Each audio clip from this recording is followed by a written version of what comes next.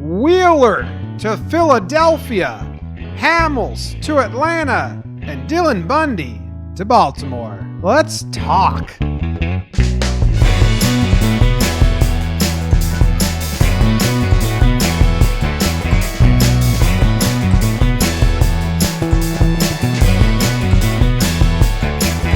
What is going on, everybody? My name is JOMBOY. I'm coming to you from New York City, and I got my co-host Jake coming to you from Denver. And we weren't going to make an episode today. We were going to wait till Friday morning to record because we dropped the Trevor Plouffe episode this morning. We hope you enjoyed it. He was fantastic.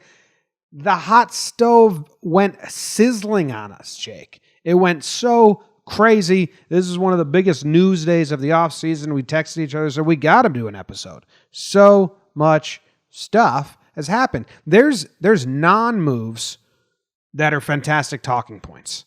And on top of that, we have like 10 moves that are great talking points. There's a lot going on. Jake, are you ready to talk some baseball?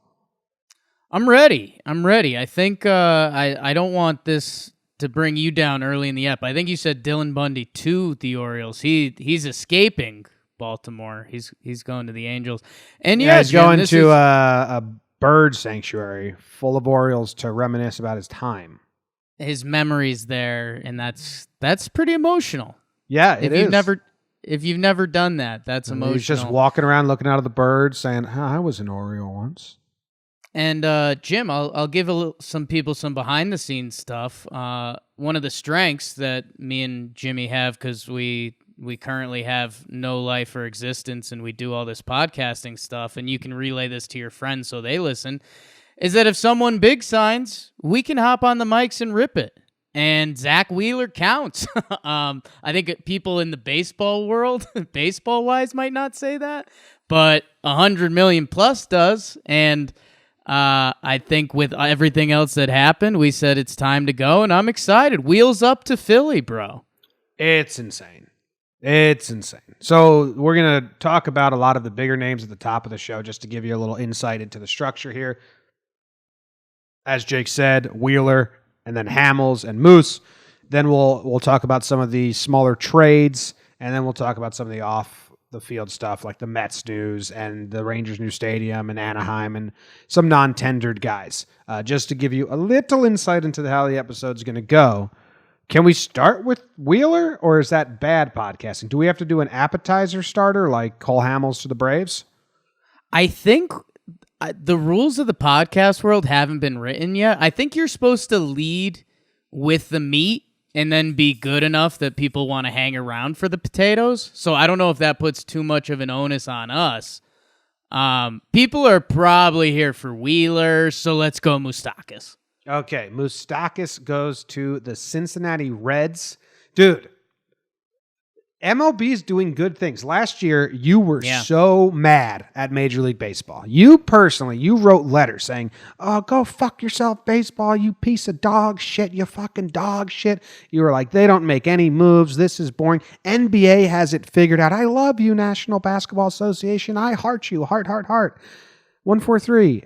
NBA, have you come back from that? Come down a little bit?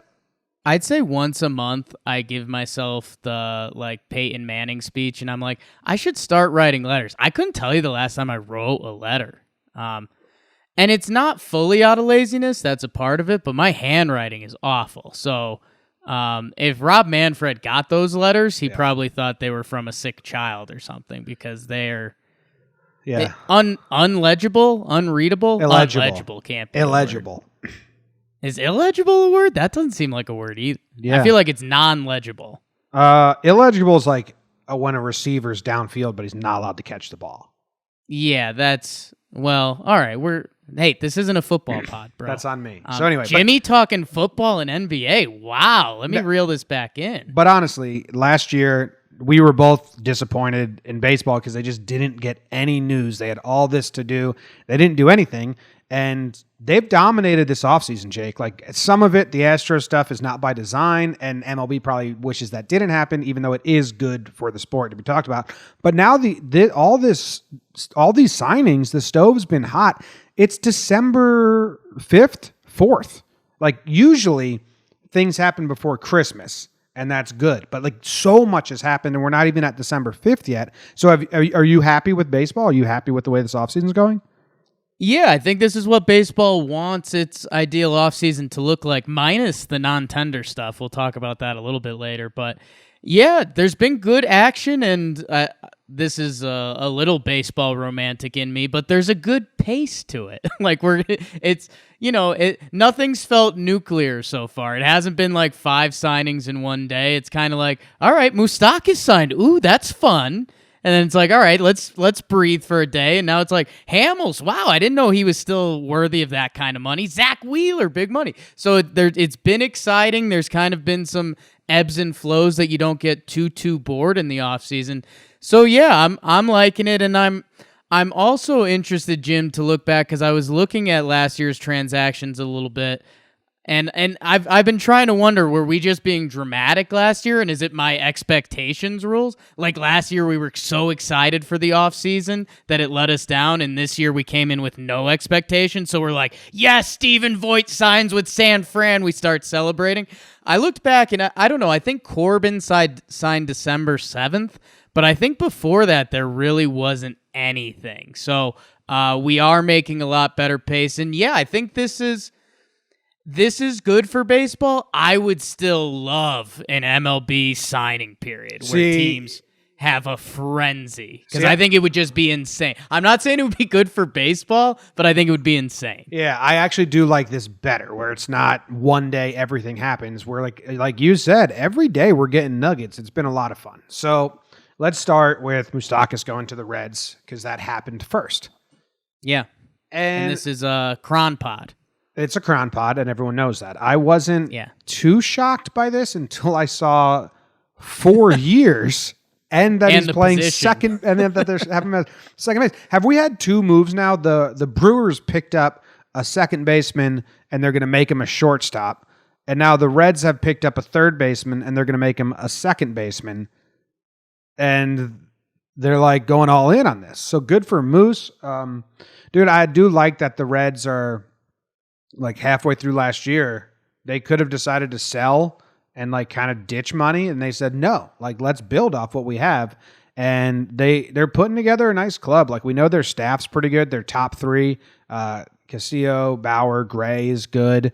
They have Votto and Eugenio at the corners. Now they have Moose at second. I don't know defensively how he's going to be over there. He doesn't look like a second baseman. But what do you got on this? So I was surprised by that. 4 years is kind of crazy to me. Everyone's getting overpaid, and that's good for baseball, I think. Give the players the money. The players are getting paid, and that just means good things for the sport. Jim, I think we deserve early claps that Moose finally got paid. I mean, Moose got thrown in the franchise tag ringer, and he was at the qualifying. I mean, he'd been waiting for his payday for a couple years now. He finally gets it. Good for Moose. And just as he expected, it's as a second baseman. I mean, kind of wild stuff. And that's, he's listed at 6 foot 225. I think he might have pushed the limits of that a couple seasons when I've seen Moustakas. But yeah, it looks like, again, I didn't see let me see how many games he played at second base. He played 47 games at second base this year. Apparently, he rated out pretty well analytically, enough that Cincinnati was ready to make him their second baseman for at least a few years. And I think another interesting thing we haven't seen messed with too much in baseball is that there's something to baseball with all the shifts that are happening, that the positioning is more important than the dude almost. So if Mike Moustakas can, in theory, field a ball and make a throw, you can put him in different spots on the field. So yeah, you can take a bad defender, but match him up with a great defensive chart, and he's good. And I mean, it just feels like we've lived in this baseball world, and I have hopes that, I mean, don't get me wrong, I love the fact that only so few people can play an awesome third base, and like the same thing with shortstop. But there is something to the fact that, like, hey, if you can make a throw and you can field the ball and we can put you in the right position, let's have some fun with this. Like, let's get the best bats on the field. And it'll be interesting to see what Cincy does at shortstop. And I don't think they're done spending, Jim. The rumor was they were in on Wheeler. John Heyman had everyone in. John Heyman had everyone in on Wheeler. We'll do our Heyman segment later. But no, this is fun for the Reds. We'd like to see more teams doing this. Well, is Freddie Galvis going to be the shortstop? Are they going to match him up with Didi now? Or they were rumored to go after Didi? They need a shortstop. They didn't get Wheeler. They have 3 starters. Are they going to go after Didi Gregorius now?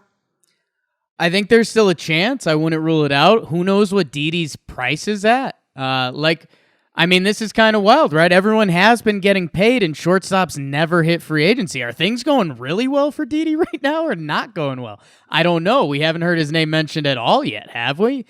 Yeah. So I don't know. I wouldn't rule it out for Cincinnati. I think Cincinnati has a number that they're willing to spend this offseason, and they want to go all in. And I think the numbers just have to line up. I think they're going to get another impact player. I don't know if that's Didi Gregorius. I don't know if that's a starting pitcher. I'm not sure what that looks like, but since he's in, the Cubs have taken a step back. They're not the juggernaut Cubs. St. Louis is good, but Ozuna's gone, and they're not a team that scares you. So go get it. And the Brewers, our Brewers, that team looks a little funky right now. I'm interested to see what they do this offseason. Travis Shaw's gone now. We were talking about their corners before with Shaw. Their team's a little bit of a mess. So I'm excited for the Cincinnati Reds. All right. Yeah, I'm excited as well. Moose isn't a top tier player. Like, don't get us wrong there, but helps them. And he's good that he got the money. The best thing people say about Moustakas is, he's had 2 seasons where he has hit over 30 home runs and less than 100 strikeouts. But that would make you think he's a power and on-base guy. He's not an on-base guy. I think his best on-base year was last year, and it was still below or just barely above league average. Yeah, he got on base at a 329 clip, which ain't great, but he's got serious power. 2017, he hit 38 homers. Last year, 35. So he's got some pretty solid OPS seasons, and especially of late. He earlier in his career, he had a couple rough seasons that really kind of hurt his total numbers. But over the since 2015, so what's that, 4 seasons? He's got an 817 OPS. So he's a left-handed bat with some real pop. He's going to give you 25 homers on a bad season, 35 homers on a good season. Okay. Do you like him in Great American Ballpark? It's a hitter's park. He should fare well there. Okay, what about close your eyes and picture him in a Reds uniform? Ooh. Some of the weird ones might not look good on Moose. Yeah, he never really looks good in a uniform anyway. Sleeveless day? That might be tough for Moosey. Oh, he's going to look like an armless Bob, kind of. Maybe Moosey's planning on losing a couple LBs. I think he's going to have to. Doesn't look good. That's good for longevity. Next on the table, Zach Wheeler is off the board. A reported 5-year, $118 million agreement with the Phillies. 118 divided by 5 for the average annual. What's the V stand for? Value? Value. Jake, what is it? Oh, God. The number? Yeah, what's his AAV? It's 23.6. I'm not a number. I just did it in my head. Cameron didn't show me on the calculator at all. Yeah, no, it is 23.6, and for those asking, Moustakas is 16 on the nose, so you're welcome. Can I tell you something about this Wheeler deal? Please. All these deals this season, dudes are getting overpaid, and I'm happy for it. It's better for baseball. I root for the player to get money more than the owner to get money. This deal's fucking crazy. Yeah. Zach Wheeler getting more money than Patrick Corbin is nuts. AAV wise. AAV, average annual value, is Corbin's was less than Zach Wheeler's. I mean, $100 million for Zach Wheeler is nuts. We joked that, we joked that like if Houston grabbed him, they can turn him into Cole. So we do think there's a lot of potential because he's got the arm talent. He's got the raw abilities. He's like had Tommy John surgery and that's way in his rear view now. So I think he's a good pitcher, but like $118 million over 5 years. I'm kind of shocked and scared at what this does to the Cole and Strasburg deals, which were already high. Yeah, I don't know. I'm not too surprised. I mean, when you put Wheeler and Corbin in a bucket, the numbers aren't that crazy. I think the bigger thing with Corbin is A, he's a lefty, and B, his slider significantly ticked up that you could link that to his success. Wheeler's numbers, when I got into Baseball Reference today, I thought I'd be a little more depressed by the signing. He's got one outlier season, and I think it was the year he got hurt or the year he came back. Otherwise, he's been pretty good. But Patrick Corbin had the benefit of being the top of his class. Like he was going to get the much. Right. And everyone was kind of in agreement that the Nationals overpaid for Corbin. Well, that's why our friend Zach Wheeler deserves to make a nice call to young Patrick, because Patrick might have got Zach a little extra cheese. Yeah. Because Corbin had a really nice season and a really nice playoff run for a team that ended up winning the World Series. So that's exactly what the Phils are telling themselves right now. And yeah, I don't know. I think injuries have been a thing for Wheeler.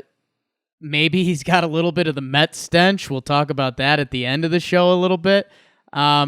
Yeah, I mean, right now you have to be, if you're a Phillies fan, you're excited for now, you're scared for the future. I think a lot of baseball people are shocked he got that kind of money, but I don't know. I think this is kind of it. He doesn't get that 6th year though, but we'll see. I mean, the Phillies need 3 years out of Wheeler, and I don't know if they're going to get that. Say that again. You broke up a little on me. I said the Phillies are saying they need 3 years out of Wheeler, and I don't know if they're going to get that. Yeah. Where do you think he slots? Is he their number 1 now? And Nola's the 2 and Velasquez is the 3? I think Nola's the 1. I think Nola had a slow start last season, but he's still the guy that's supposed to be kind of their rock. I mean, 2018 Nola was 17-6 with a 2.37 ERA. I mean, I agree with you, but it's just funny to sign this guy for this much, and he's not your opening day starter. Yeah, I mean, I don't know. You could go different ways with that conversation. Opening day starters. I hate opening that days. I can't believe I just said that. It's overrated anyways. I mean, the Yankees traded for James Paxton last year, and it's that became a whole thing. Guys ended up getting hurt, but yeah, no, I don't think that's a thing. But yeah, I mean, hey, good for Philly, good for the NL East. Girardi, your dude. Joe's putting together a squad here. I mean, they got a pretty good group, right? They need maybe, I don't know if the whole 5 pitchers are that great. I mean, you still got Velasquez, Eflin, and a less than Arrieta, but whatever. They're competing. They're going out there and getting guys, so I like that. And maybe that's what's happening this offseason, Jim. How many teams have we heard are on the brink of doing really good stuff? I feel like that wasn't the story last season. Like Machado Padres rumors were like, yeah, they want Machado, but they still might be a couple years away. And it's like, that's not exciting at all. Like right now, we've got a lot of teams that are trying to strike, and Donaldson's such a wild card right now. Like, where's he going to end up? I feel like the Phillies are in on him. The White Sox want to be on everyone like Zach Wheeler, and now you're the most hated person in Chicago? Oh, that's so stupid. I was being sympathetic to White Sox fans because their GM is going out there and so if you don't know, the White Sox offered Wheeler more money than the Phillies. Maybe not AAV was higher, but more money for sure. Who knows how they loaded the contract, but he said no, he'd rather go to Philadelphia. And the reason that they're telling the public is because his wife's from New Jersey and They wanted to stay close to New Jersey, but like, if you're the White Sox, I know White Sox fans are using that as like an excuse. Well, what are we going to do? His wife wanted to stay in New Jersey. If you're the White Sox GM, you're thinking, fuck, what could we have done that we could have made it more enticing than his wife not moving? You know what I mean? Yeah. Because a lot of teams have conquered I have family close. You also can never give a guy shit if he says, oh, I need to stay close to my family. So I don't buy that that's 100% why he took less money. I think there's something else going on. And I'm not saying that to be like a bad guy or talk shit about the White Sox. They're my second favorite team in the AL, you dicks. They were coming at me hard. And I was like, I didn't even insult you. It just sucks for you guys. Last year, Rick Hahn, the GM of the White Sox, he said he went to sleep feeling very confident because they gave the best offer. But the Machado wanted guaranteed money. They were giving more money, but not more guaranteed money. So maybe they did it a little different with Wheeler. So now they made sure to give him the most guaranteed money, go get their guy. They go to sleep confident again. They wake up. He's not a White Sox. So I feel bad. That's terrible. You did get Grandal, and you did get Abreu to come back, and you got a bunch of good teams. I think you're going to be competing in the Central. So, like, I wasn't trying to knock the White Sox there. I was saying this sucks for the GM. Like, his ownership and his fan base is telling him, go sign guys, and he's fucking doing his best. And it just hasn't worked out yet. You got the backfire, Jim, and we love a good backfire in this podcast and all our podcasts. And yeah, you accidentally turned Chicago against you. I'm trying to figure out, I think the Phillies, I mean, they're going Nola, Wheeler, Arrieta should be back. They had a couple other good.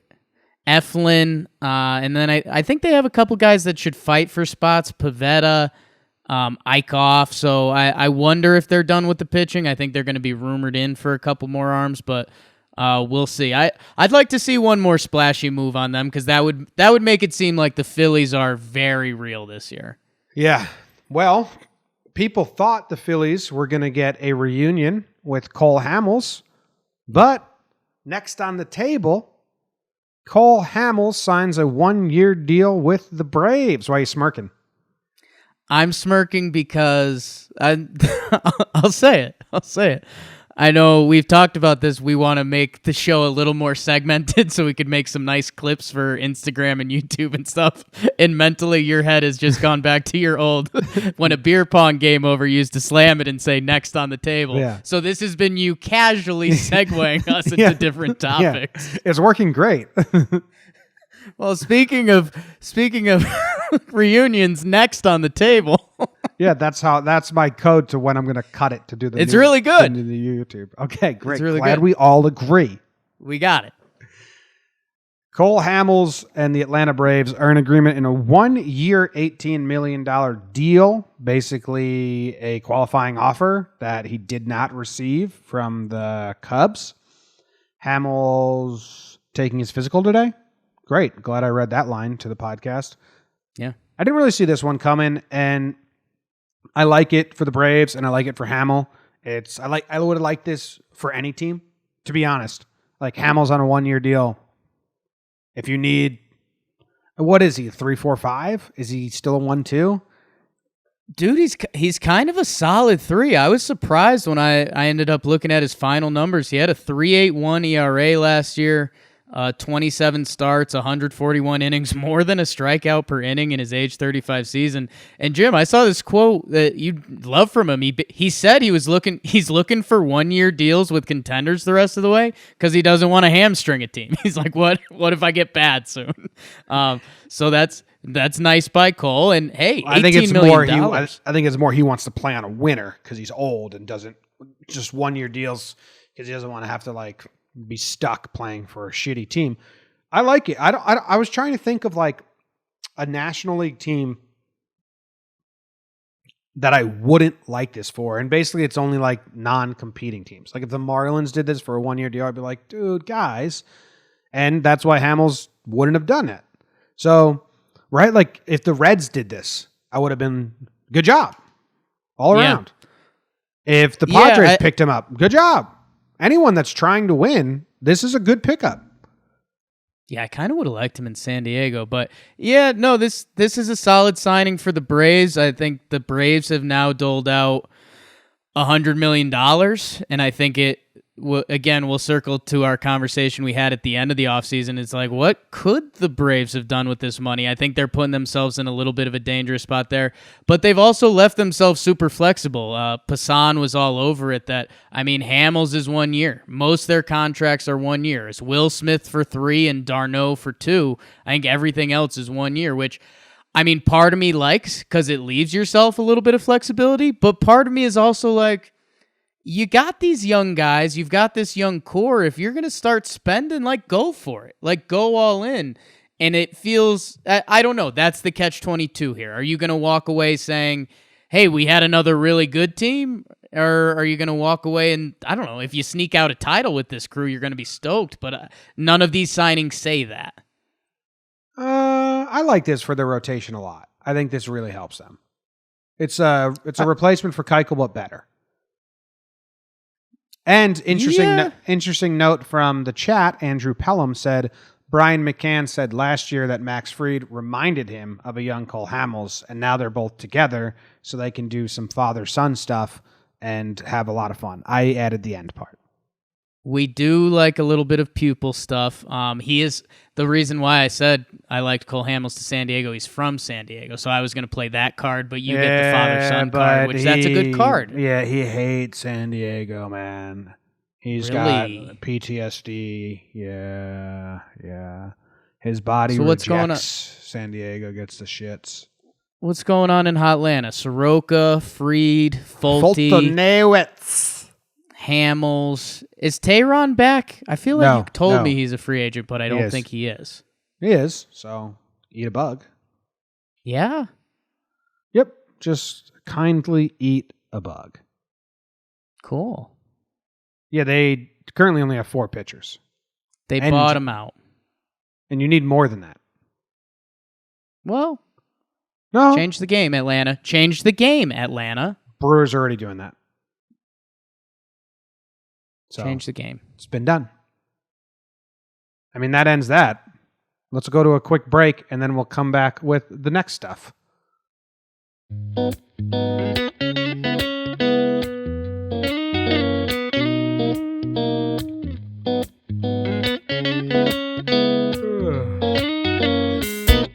Okay, Jake.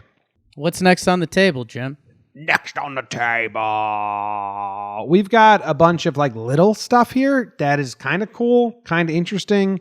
If you're like really into the weeds in this, you're casual to like, I like baseball fans probably wouldn't care, but if you're really into baseball, here we go. Oakland has officially announced its acquisition of catcher Austin Allen and a player to be named later from San Diego for second baseman Jurickson Profar. Profar had a down year, and I believe there's a lot of rumors that the A's are trying to trade Fagley to get some money off of the books, which means that they have that rookie catcher, I forget his name, Sean something maybe.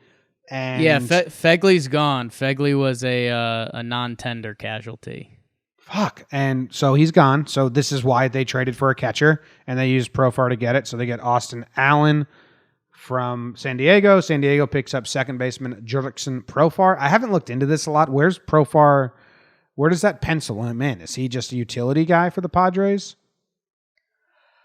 He's got the ability. I mean, the left side of the infield is taken, so it's either second base or bust. And they traded Urias. I think he was the plan there. So yeah, I think you could pencil him in to second base with some flexibility if they need to move him around. I think he's going to be the starter there.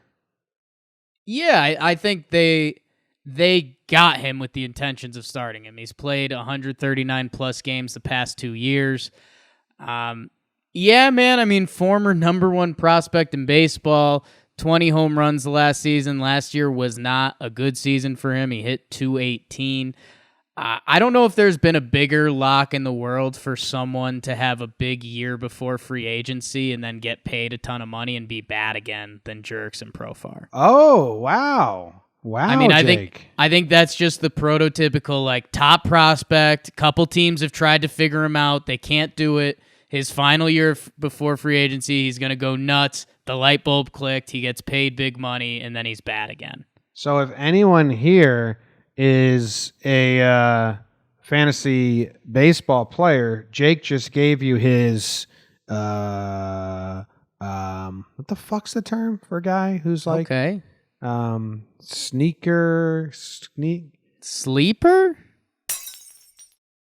pick. Jake, he's a sneaker too. He's a sneaker sleeper. Hold on, I was gonna play. He's a bit of a sneaker. I was gonna give you a sound effect. Jake's. What's the fucking term? Sleeper. Okay. Jake's sleeper. Jerkson Profar. Pick him up round 20. He's gonna have a fantastic year. Then, if you're in a keeper league, don't keep him because Jake's sleeper. He's gonna have a bad 2021. And you put that down in your locket, wear it around your neck. All right. Okay. You got any more advice for everyone? Interesting. No, I think Austin Allen, he's a catcher, you're right. He'll fight with the other kid for the A's. And I think it's just the Profar story. We want this dude to be good. He's only got like 1 year of solid baseball. His brother was just in the Little League World Series. So Austin Allen has not yet hit his first career home run. 34 games played for the San Diego Padres, 0 home runs. So that's something you can look forward to in Oakland. A career first. Coming next year. Coming your way. Feel it. He's going to hit the drummer right on the head. Feel it. Feel it. Feel the rhythm. Jim, I'm about to get heated. Yeah, stove's been hot. This next topic has me pretty mad. Ooh.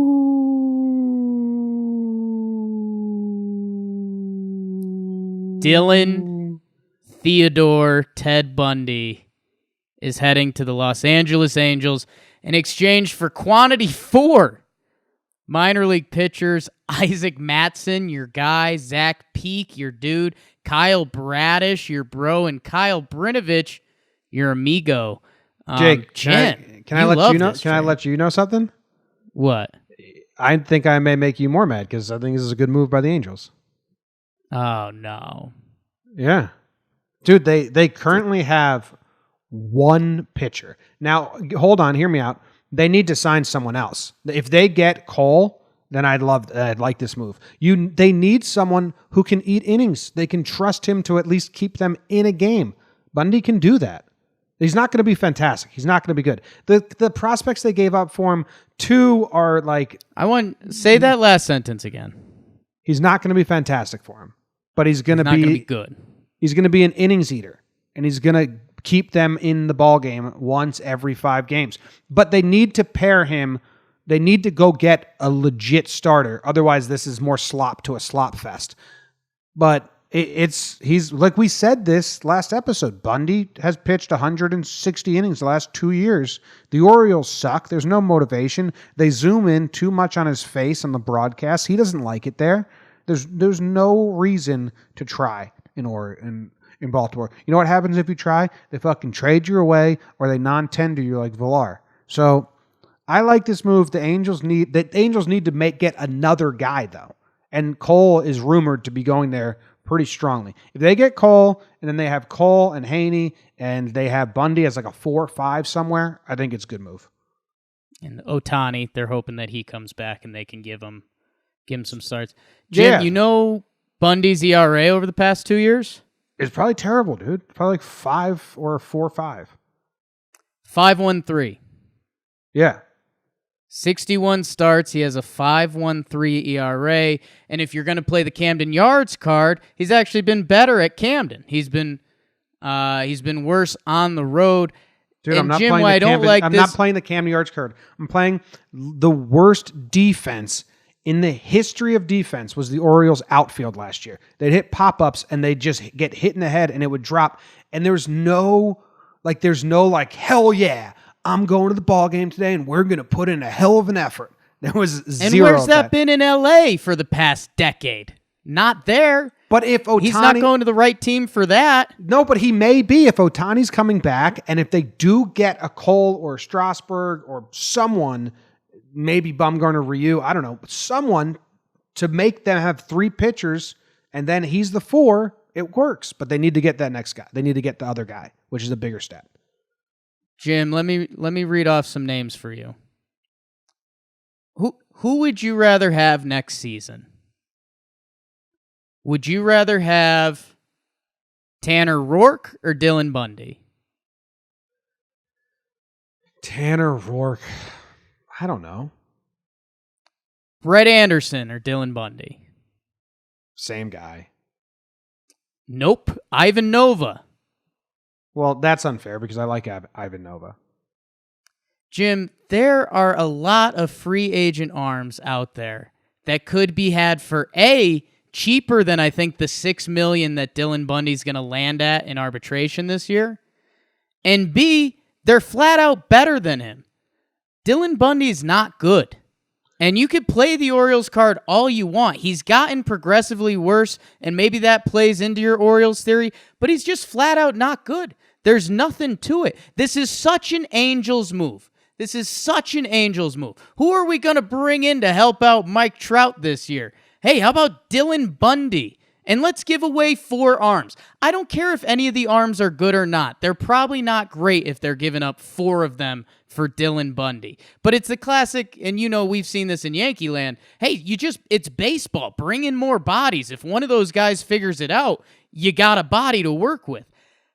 You could have gotten so many dudes who could have been Dylan Bundy for you and probably pitch a lot better than the 5.13 he's given his last 61 starts in Major League Baseball, and you didn't have to give up 4 minor leaguers to get him. This is such an Angels move because they are still going to sign another impact starting pitcher, whether it's Cole, Strasburg, if they miss on them, maybe Ryu or someone like that. They still need other arms, and they're going to bring someone else in, but they're going to tag this move on and say, like, look at the offseason we had. We went out, we traded for Dylan Bundy.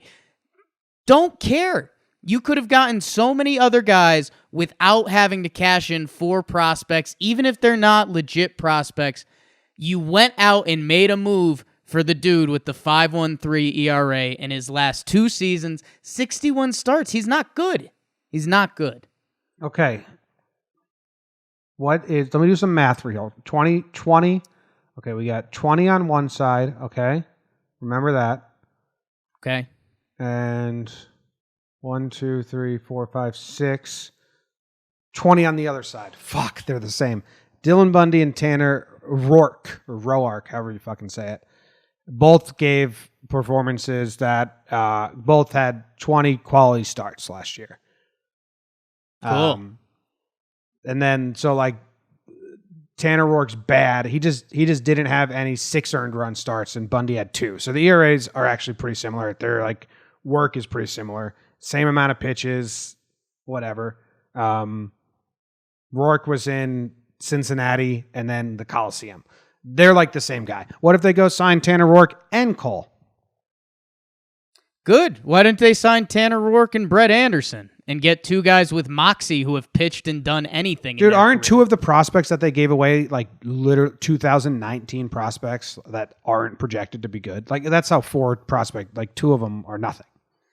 Oh, yeah. I mean, it's a 4 prospect trade, but you know this. I mean, we've seen it in a lot of Yankee trades. Throw-in guys turn out to be something. It's baseball. If you can find something or an organization can find something in you, hey, that's not a bad way to go about it. You could have gotten a litany of Dylan Bundys in the free agent pool and made something of it. Instead, they're going to bring him in, and they're going to look midway through this season. He's going to be bad, and they're going to say, oh, well, we tried to get Mike Trout help, and it didn't work again. No, it's because you focus on getting pieces like Dylan Bundy instead of getting Mike Trout actual help.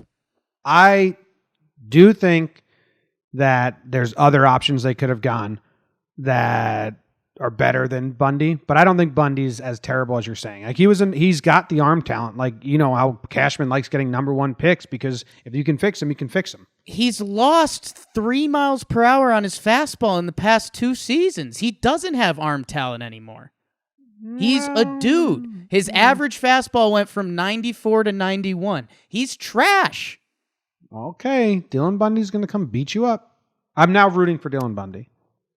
I know, and that's what I've set myself up for, and now I'm kind of rooting for him. You know what I've been rooting for? I've been rooting for Mike Trout to get help because he's the best baseball player ever, and nobody knows him because he's never been to the playoffs. Get Mike Trout help. I think if the Angels don't land like Cole or Strasburg or Mad Bum or Ryu, and if they like fill their rotation and then it's like Haney, Ohtani, Rourke, Bundy, then like I'm fully with you. 100% fake news that you're trying to make your team good. But if they get Cole or one of those top tier guys to match him with Ohtani and Haney up there, and like how good is Haney even? I'm not even positive on that. Then I don't hate Haney's this move. solid. He's like a solid 3-4. Okay, then I don't. If they, give me Teheran. Tehran. Give me Porcello, and you know I'm a Porcello hater. Give me Porcello over Bundy any day of the week. But every free agent's getting overpaid in over years. Like this is what Bundy for 1 year and $6 million. Right, but I'm digging through the depth chart. I'm skipping a lot of names to get to these guys. These guys are going to be available. Jason Vargas, your dude. No. Take it back. Take that back right He's now. not your dude. He's not your dude. I'm sorry. And he's not better. He's not a better option. Dude, I mean, statistically, he is. I mean, probably not in the clubhouse and stuff. But, I mean, I'm just telling you, like, Dylan Bundy's been one of the worst starting pitchers in baseball for the last 2 years, and the Angels made their big move and got him. Yeah, he faces the Yankees, the Red Sox, and the Rays, who are sneaky or good a lot. Astros can't cheat anymore. Mariners have no idea what they're doing. The Rangers will be good, and the Angels. That's going to be a sloppy division. It's going to be a sloppy division. Yeah. Okay. Next on the table. What's the next topic? Oh, so Baltimore, speaking of getting rid of guys who did well, Jonathan Villar, he goes to the Miami Marlins, Jake. And then they also, before that, they picked up Jesus Aguilar, who he's a classic shooting, fading star in MLB. There's so many of them. I'm happy for him that he got his good seasons. Hopefully he can do it again. But now that's the right side of the infield, Villar and Aguilar. Like, what are the Marlins doing? Is this a sneak? I think Villar is going to play shortstop because they've got Isan Diaz, the one guy I named from their depth chart.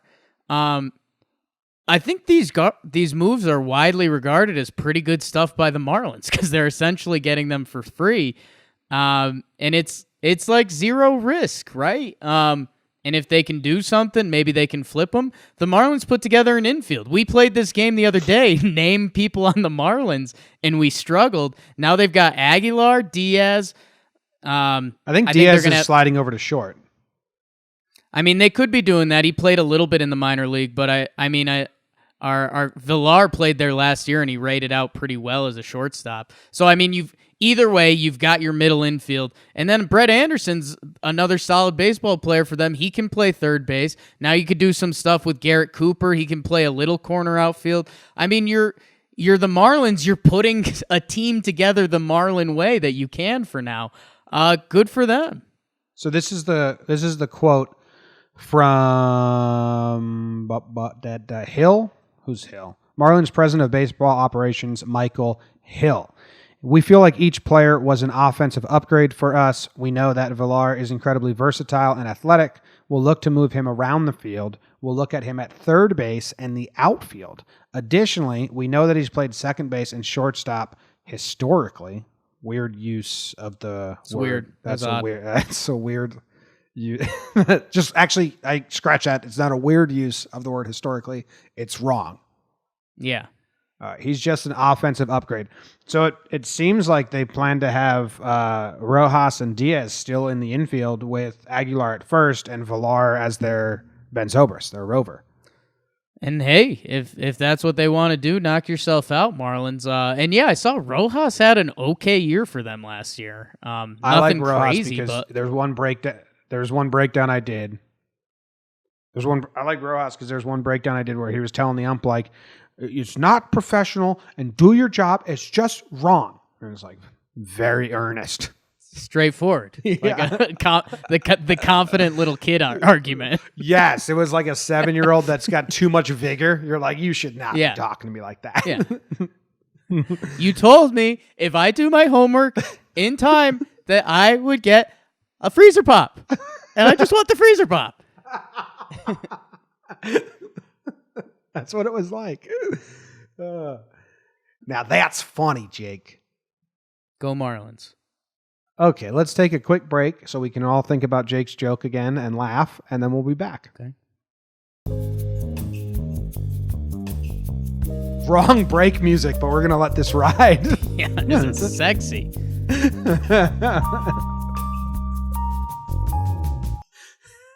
That break music was called Slow Jam Loop. Yeah. So, yeah. Okay. Now we got our final section of the show, the odds and ends, Jake. Actually, we were supposed to do non-tenders before the break. I fucked it up. Can you run me down the list of all the players that got non-tendered? Yeah. Do you want to do that game we joked about? Yes, I do. And this is mean. As mean as you were to Dylan Bundy, I'm gonna have to be mean to some people kind of here. Explain the game. And if you don't know, so MLB has this non-tender deadline that wasn't a thing in baseball really a few years back. And what it is now is that guys who are in arbitration, the major league team can just say like, "Oh no, we're good," and the players hit free agency. So it's kind of this weird dynamic in Major League Baseball that I'm interested to see the winter meetings conversation, because it's good that guys hit free agency, but also some guys aren't getting paid, so that's kind of problematic for baseball. But so we had a lot of third-tier players or so hit free agency that in past years they wouldn't. All right, how about I'll start with MVP vote getter Kevin Pillar, Jim. Yeah, I care. Yeah, he could be an impact player somewhere, right? He deserves to be somewhere and be getting money for what he does.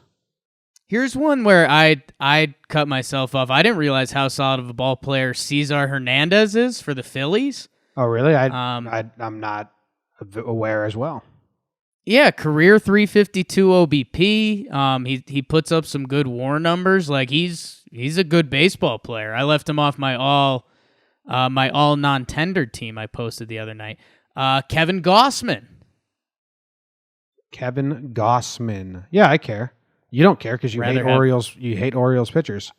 I'd rather have him than Dylan Bundy. Gossman was so bad at a time. Like, it was worse than Bundy, dude. Gossman had a stretch that was gross. Let me see if I can find it. It might have been just against the Yankees, but it was like automatic, like 10 runs. Kevin Gossman's from Colorado, so you should be friends with him. Your Gold Glove winning second baseman Yolmer Sanchez gets the cut. That was a tough one. It's weird, man. Guy won a Gold Glove. It's a fucked up system. Like you said, this was put in place so if a guy does really well, the team has the option to get him at a discounted price almost. But that discounted price has turned into too much money that they're saying no. It's like a really weird turn in this situation. Yeah. Let's see some of the other guys we've got on here. Do you think Aaron Sanchez can figure it out? He went to Houston. No. Nah. He's got injuries and stuff. I don't know. Yeah, he seemed a little broken. Addison Russell, he's got some off the field stuff going on. He got picked up, right? Padres or something? Did he? I don't know. I believe he got soon to be 26-year-old Addison Russell. That's insane. No personality at all, and also kind of a bad guy, so I don't care. Yeah, we're Pretty sure bad guy. He I went don't on think part he of my signed take a somewhere couple yet. years ago. Maybe I missed that. He went on part of my take a couple years ago, and it was just like, "You're a human. You don't understand anything." Doorknob. Oh, like Doorknob on us a little bit. total brainless. Like doesn't get jokes, or I don't know. It was fucking weird. Yeah.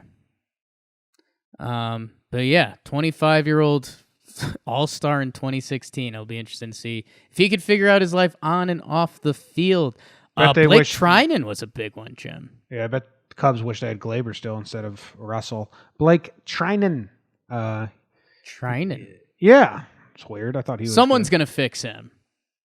You would guess. He's good. At baseball? He's good. At baseball. I don't know. We don't have to. I'll read off a few at a time. You could say who jumps off. Domingo Santana, No. Taijuan Walker. Oh, he was supposed to be good. Yeah, Jimmy Nelson. What else do we got? Kevin Smith, who batted cleanup a few times for the Angels, and then they non-tendered him. Got a little louder. Got a little louder on that one. You Michael hate the Angels. Franco. Are the Angels he's your been most? broken. You hate the Angels more than any other team. It's just I just don't get what they're doing. You have a cheat code in center field, and you're doing nothing to help him. I mean, we've gone through the roster. We do this. I say we do this like monthly. We end up on the Angels roster, and you just walk away sad. You're like, wow, Tommy La Stella had a good first half. The Royals let him go. Not going there. Free Mike Trout. He deserves better. What about if my brother-in-law Brett's listening to this? You apologize? I think Brett might be on my team. No. It'd be cool if Brett says that the combination of Stassi and Theis is killer. He does say that. Travis Shaw got non-tendered. He'd be nice if he could figure out how to hit again. I mean, he's proven to do it, right? Does he fuck up the Andujar trade pool? Because, like, who would you rather, Shaw or Andujar? Oh, I think there's going to be a lot of teams willing to give Travis Shaw a chance and just call it a bad year because 17 and 18, he had combined for 63 homers and 844 OPS. Like, he was a big left-handed threat that can play first and third base, and last year he just flat out lost it. Yeah. Anyone else? I don't know. A couple minor guys. Steven Sousa Jr., your dude. Jose Peraza. Alex Claudio led the league in appearances last year. That's tough. Hey, Dude, we're going to fry out your arm, and then we're not going to pay you. No loyalty in this That's business. That's messed up. Yeah, it's kind of messed up, man. It's kind of like, I'm going to be honest, it's kind of mean. Yo, in hindsight, that's like really messed up. You know what they call that? They call that the use 'em, then lose 'em. You've been hanging out with the schmooze too much. 2 relief pitchers with the last name Guerra made that. We're getting deep into I don't care territory. CJ Cron, 55 homers the past 2 years. Oh, what was the splits there? 50 and 5? I think it was 50 and 5. That damn juiced ball. There's a couple like decent relievers. I don't know. It's a really weird thing that baseball needs to figure out how to address so teams don't just burn out young relievers. Yeah, he was our most used reliever just because we know where he's not going to be used next year. we don't want to pay him the $2 million. Yeah, he threw too many innings last year, so we don't want to bring him back. It's tough. It's messed up, Jake. Quit joking about it when it's such a serious issue. That's a tough one. Let's move on to the fun updates. We have fun updates.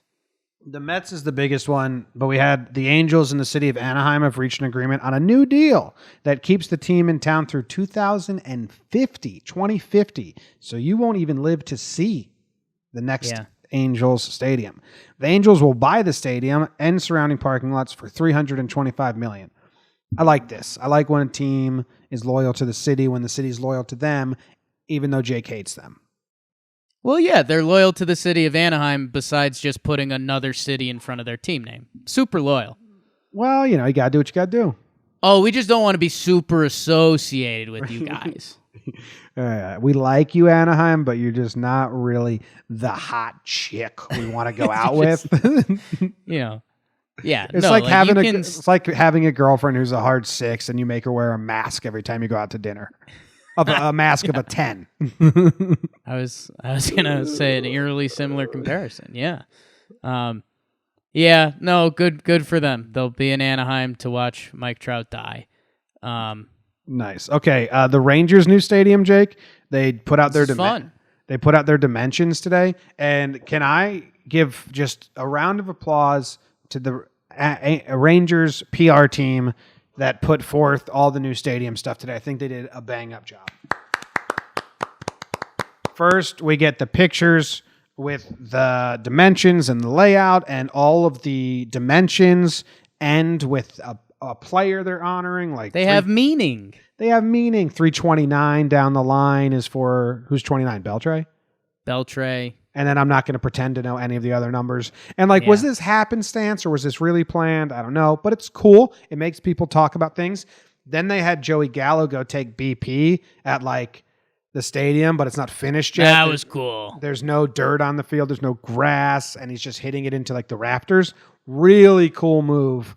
Every new stadium should copy that and paste it because that's kind of just a cool sight. That looked like a video game. That looked like Tony Hawk met a baseball video game, and it was like, all right, we're hitting in the construction field. Yeah, it was cool. I liked it. So my claps they weren't ironic claps. They're real. Good job, Rangers PR team. I'm proud of you.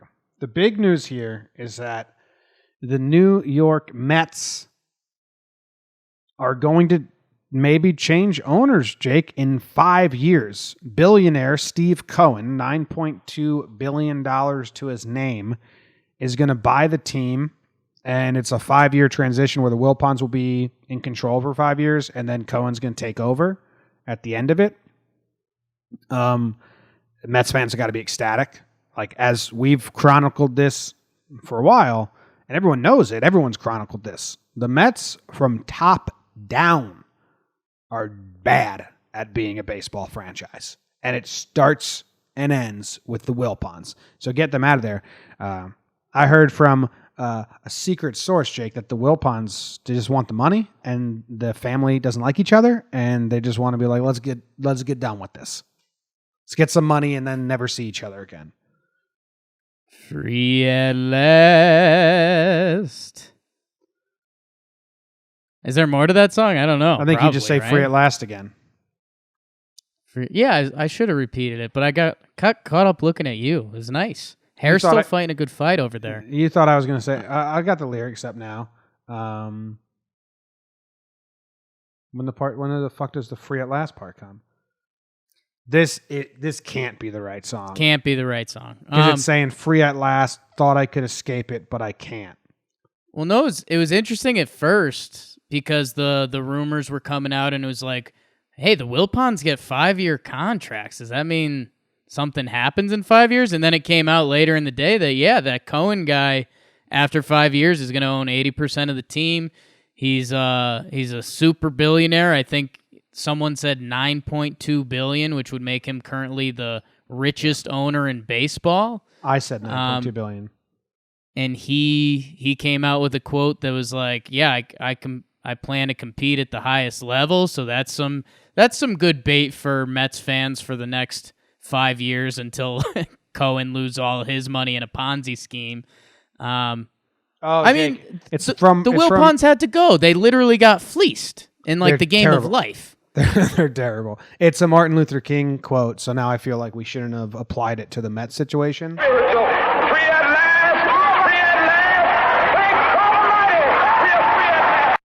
So I don't know if that was rude of you. He delivered it better than us, to be honest. Well, that was his job, and your job is also the same job, an orator. Yeah, I wouldn't say me and MLK Jr. have the same exact job, but fighting the good fight, bringing baseball to the youth. Yeah, we're both like baseball. No. Mets, interesting. Is today a good day to be a Mets fan? No, because the next 5 years, they're going to fucking plummet the team. Why are the Wilpons staying on for 5 more years? Why is Jimmy? Like in year 4? Why is everyone ignoring that? In year 4, the Wilpons are going to put together a good effort to make the Mets better. You know what this is? Oh, I figured it out, Jake. Microphone's coming off the stand. So whenever Derek Jeter takes over the Marlins, right? He's like, we got to put together a plan. We got to tank for a little bit, and then we got to win. And everyone hated Jeter because they were like, you're getting rid of all the good players. You're just tanking. Hey, this sucks. And Jeter was the face, and he took all the blame, and he gets none of like the credit for like being smart. This new owner is a genius. He's like, I'm not going to take over the Mets and then push together this tanking narrative to rebuild. I'll just let the Wilpons run it into the fucking ground for 5 more years. They'll do the tanking part for me. People will start to hate them more and more and more and more. I'll come in and I'll truly be the savior. And as soon as I come in, the team will be ready and in place to start throwing money at free agents and rebuilding. Oh, it's genius. What a plan. No wonder that guy's worth $9.2 billion. Smart as fuck. So good day for the Mets? Great day. They're about to rebuild. Okay. Yeah, I don't know. I think first thing Cohen does when he comes in, okay, well, that guy's an agent, not a GM, so he's out. Yeah, no, you guys made one huge tactical error. You're supposed to hire a GM to negotiate with the agents. Instead, I don't know. I don't know why people aren't talking about why the 5-year thing. Because the 5-year thing doesn't end well. It's not like the Wilpons are going to go out high and mighty. Like these 5 years are going to be awful for Mets fans, I think. I agree, but it's very smart. I just figured out the puzzle, so maybe I should run a team. There you go. There we go. I mean, that's the end of the show, I think. Oh, Noodle knows. Noodle knows. Do we want to do an elevator talk? I mean, we did a lot of talk. No, let's not do an elevator talk. Yeah, we did one this week. Let me give my winter meeting spiel that I said I was going to give last episode. Jake and people go listen to the Trevor Plouffe episode if you didn't. It's really good. Jake and I will be at winter meetings. If you have no idea what goes on at winter meetings, I'll give you a quick rundown, and then you can follow us along on Instagram and Twitter, and YouTube's kind of a tough place to follow us along because we just post like final episodes. So follow us along on Twitter and Instagram and all that. Winter meetings is like on the business end. All the GMs are there, a bunch of agents are there, some players show up, and it's just a place for them to all gather and meet at the same time.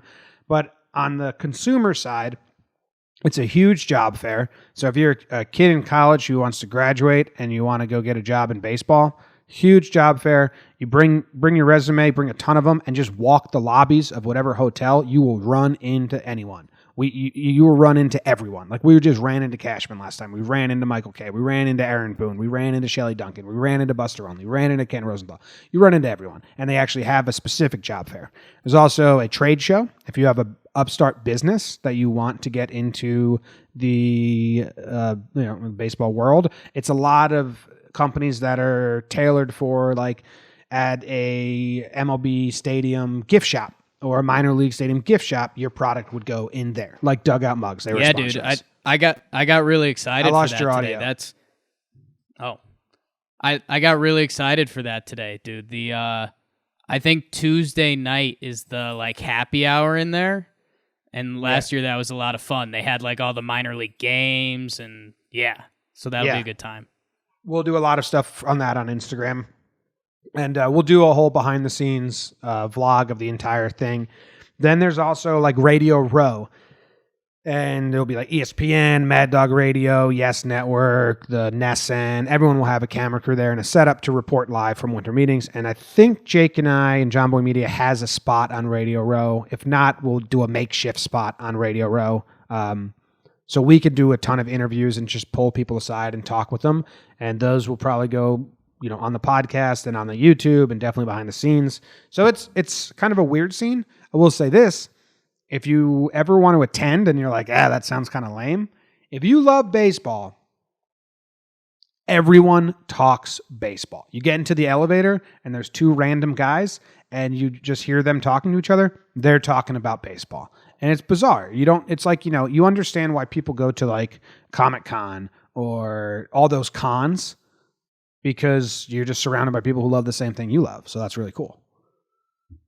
Yeah, it's funny you said that because you're totally right. And like we said earlier, we're juiced up for this winter meetings because there's going to be news and it's going to be like a gossip fest, which will be fun. Yeah, baseball, I think if they fluff up winter meetings a little bit more, I think it'd be crazy. Like if they host a couple player events or something, because even without that, it's cool. But if they tailored it to fans even a little more, like it could be a big event. Yeah. And who knows? They don't know how to do that. Maybe we'll start that for them this time. We'll cover it for them. They've welcomed us. Jake's gone ghost mode, and that is the end of the show. Thanks for hanging out with us. Thanks for talking. A packed episode for one that wasn't planned, and we just got forced to do it. So, see you later. I think the next episode will probably be from winter meetings. Jake sucks.